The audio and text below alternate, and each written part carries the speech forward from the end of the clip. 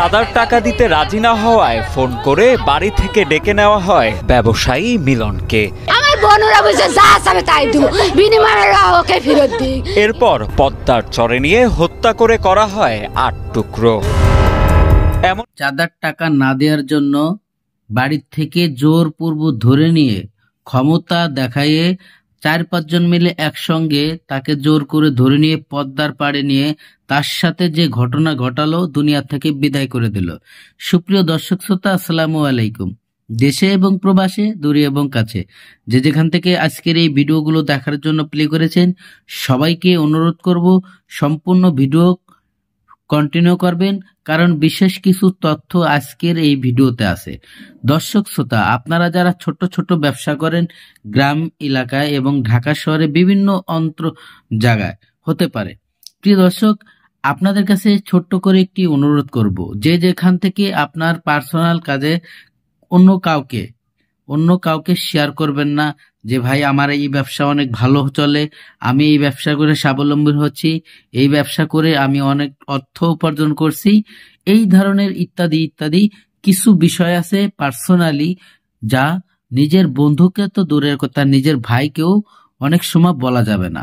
প্রিয় দর্শক, এমনটি ঘটনা ঘটেছে। আপনারা যে ভিডিও ক্লিপটা দেখেছেন, হয়তো এই ভিডিওটি অনেকবার হয়তো আপনারা দেখেছেন।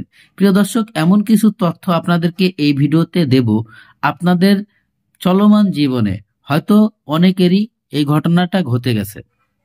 অল্প কিছু টাকা দিয়ে যখন এই লোকটা ব্যবসা শুরু করেছিল, তখন তার ব্যবসাটা ছোট ছিল।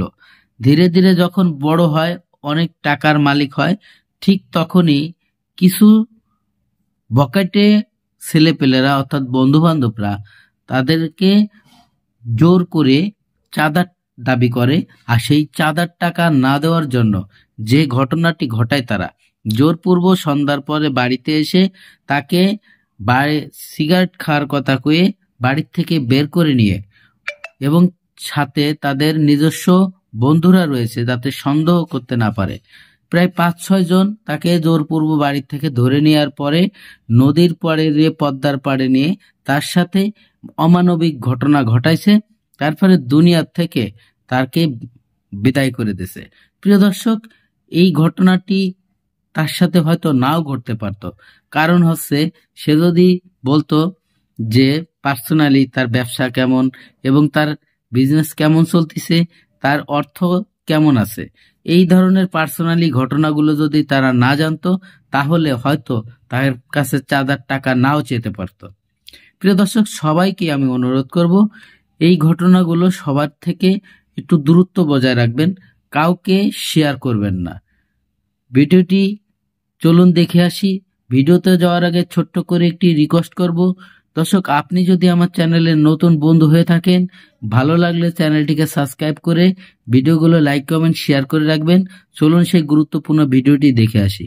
চাঁদার টাকা দিতে রাজি না হওয়ায় ফোন করে বাড়ি থেকে